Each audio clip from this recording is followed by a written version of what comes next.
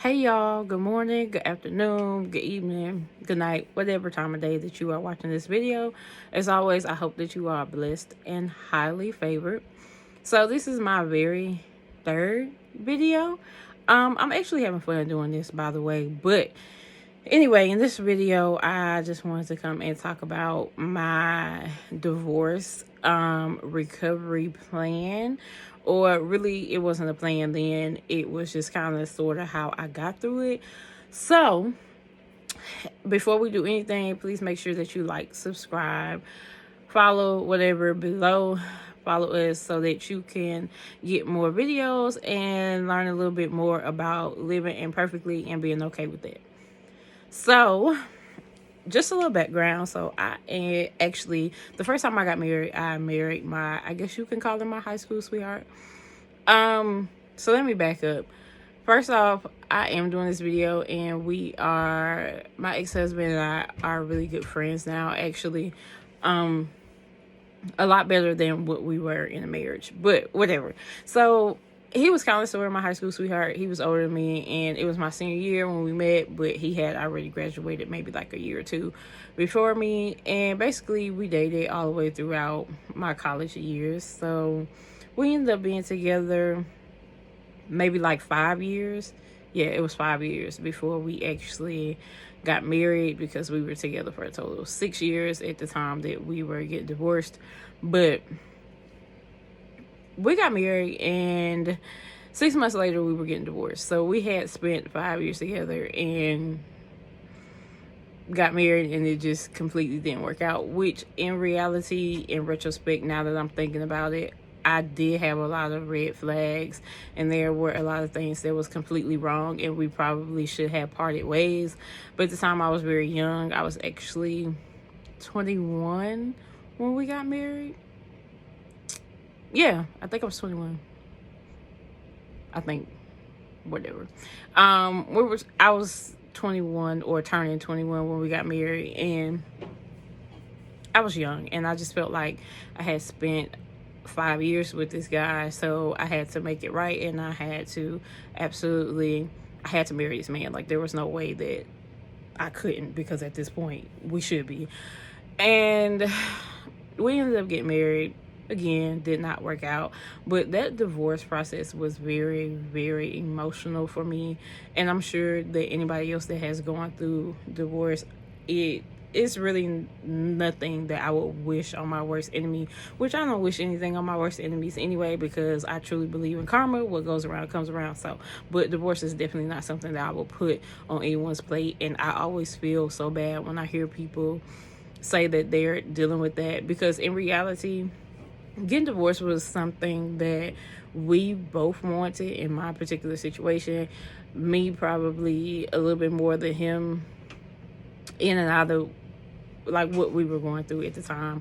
I literally was just like, I can't do this anymore. But I went through so many emotions that it was one day where I was like, I need to make this work. I have to make this work. And then there would be days where I was like, absolutely not. Like, my sanity, my emotional state should be better than this, and I shouldn't have to deal with this. So I went through those emotions throughout the entire divorce, which it took us about 3 months, a little over 3 months. It was like 4, close to 5-ish. Really, in Michigan, it's kind of sort of easy to get divorced, especially if you don't have kids or any assets or something. But still, even if you do, it's kind of a little bit easy. I think you have to wait maybe like 6 months.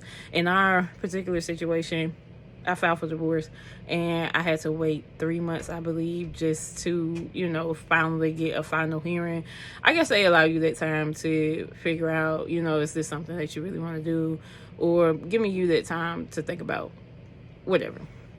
Nevertheless, that was a really, really hard time in my life. And my ex-husband actually did not respond to anything.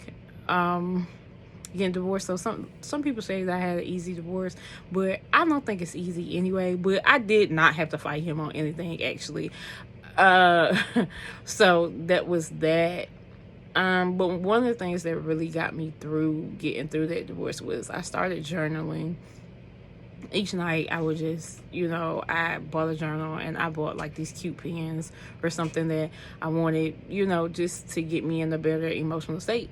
But I would go to bed and I would just journal everything that like I was feeling that day. If it was a good day, it was a good day. If it was a bad day, it was a bad day. Sometimes I spent like hours crying and crying. But that was really, first of all, that was how I got through it, because it really helped me channel what I was actually feeling. And I felt like at the time I couldn't really talk to too many people about it. Not because I didn't have good friends, but I feel like everybody has their own opinion about divorce and how you should go about it. And some people like you should work it out. Some people like, your mental state is your mental state. If it's not working, it's not working. And I kind of just didn't want to hear all the different opinions, because in reality I felt like people are going to have their opinions, of course, but nobody really knows exactly what I'm feeling or exactly what I went through or what I was dealing with. And even though some people were giving advice out of the kindness of their hearts, I know that they meant no harm about it. In my mind, I was like, I don't care. So I can say I did journaling, but I really wrote them in the form of prayers. I wish I still had the journal, but I just don't like to reopen that part of my life. So whatever. I do still have the journal, but I don't have it around to like show, but whatever. So I basically wrote them in prayers. Like I wrote like, dear God, this and this. Like, this is what happened. This is how I'm feeling. This is my emotional state right now. This is what happened today. This is what I feel like should be happening. This is what I don't like about it. This is like, I was literally just pouring out whatever I was feeling that got me through so much. And that was really the way that I went to sleep at night. Like I literally would fall asleep still writing in my journal.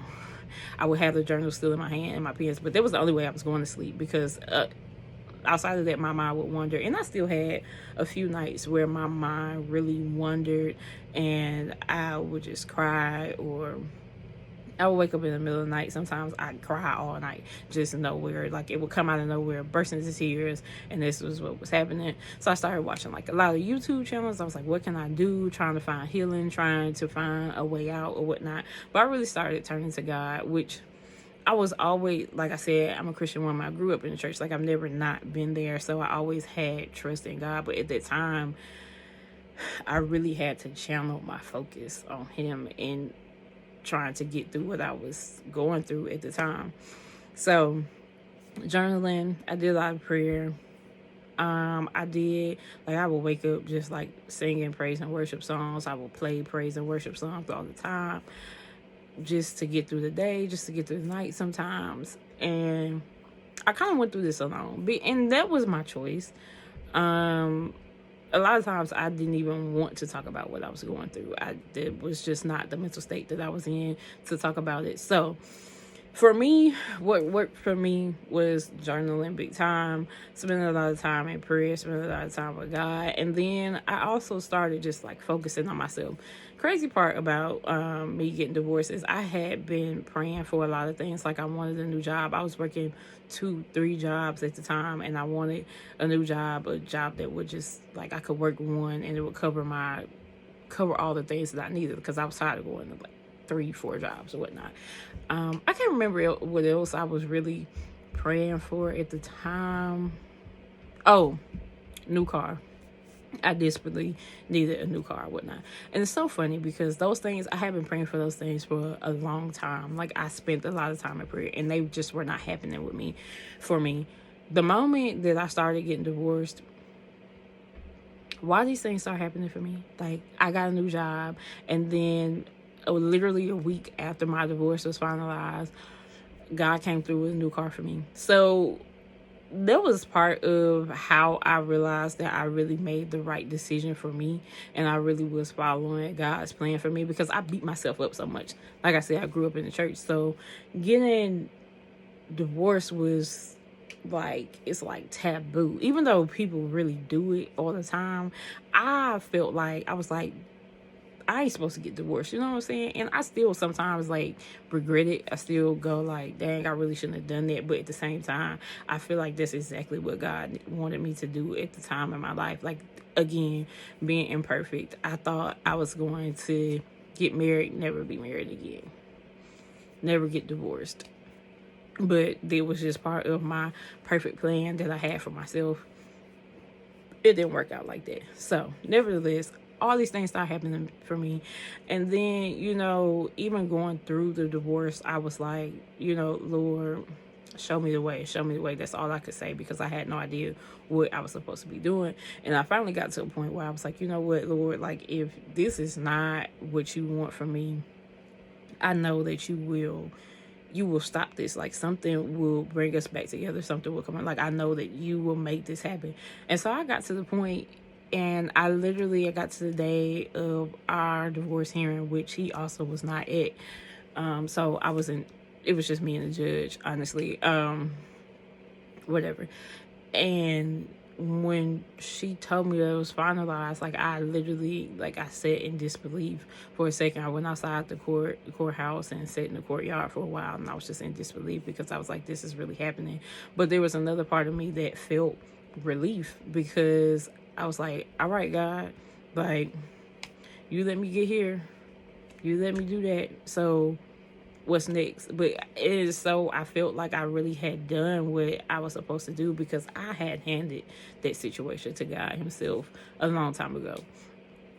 So that's where I was, and that's exactly how I got through my healing process. I also had some previous coworkers, previous coworkers and a coworker at the time, a few coworkers at the time, who kind of just gave me encouragement along the way, because they actually knew that I was dealing with divorce, which I didn't keep. I kept from a lot of people, but I trusted these women. They were women of God who trusted me. And then I also had a old coworker who kind of reached out to me, and she was just like, because eventually I posted on Facebook that we were getting a divorce, and just to put that out there so that our families would, know, because Facebook and social media can get real messy, and we all know that.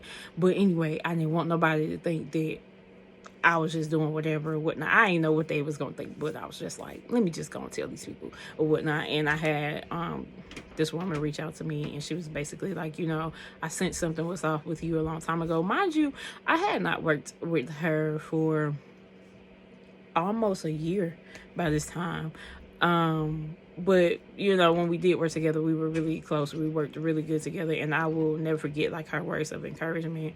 And she basically was telling me, like, that you getting divorced is not the an unforgivable sin. Like, this, it happens, and like, the only thing that you really have to do is continue to trust and believe in God. And I took that to heart. That's how I rolled with it. And she was like, if forgiveness and reconciliation comes into your spirit, do that. If it doesn't, continue. And I'm really, really grateful for her word, those words. Like, she has no idea. And for her to even sense that there was something going on in her spirit, because like I said, I hadn't worked with her for about a year, and I actually had moved from Georgia and moved back to Michigan at the time. That did it for me.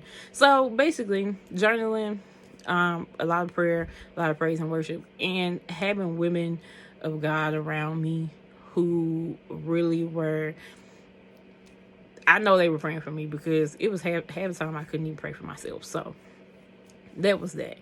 But outside of that, that's really how I got through it. And I wish I could tell people that it's going to be an easy ride. It's really not. And you don't have to think that you're crazy. Like, if you're like, I'm really okay today. I'm really okay today. And then the next day you're an emotional wreck. Like, don't think that you're crazy. That's exactly how it's going to happen. Divorce is basically like dealing with the death of a loved one. You go through the same grieving process of divorce as you would if you lost a loved one that was very close to you. Literally the same grieving process. Child, I was looking that up too, because I thought I was crazy going through all these emotions.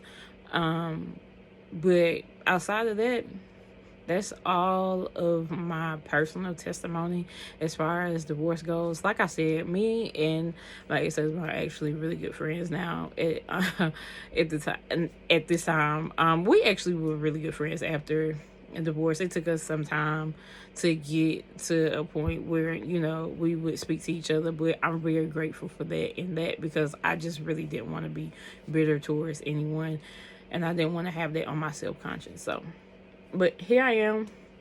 Now I'm happily remarried, and that's another journey that I look forward to telling y'all about in another video. So again, before we go, make sure you like, follow, and subscribe. And until next time, I hope that you are blessed and highly favored. Peace.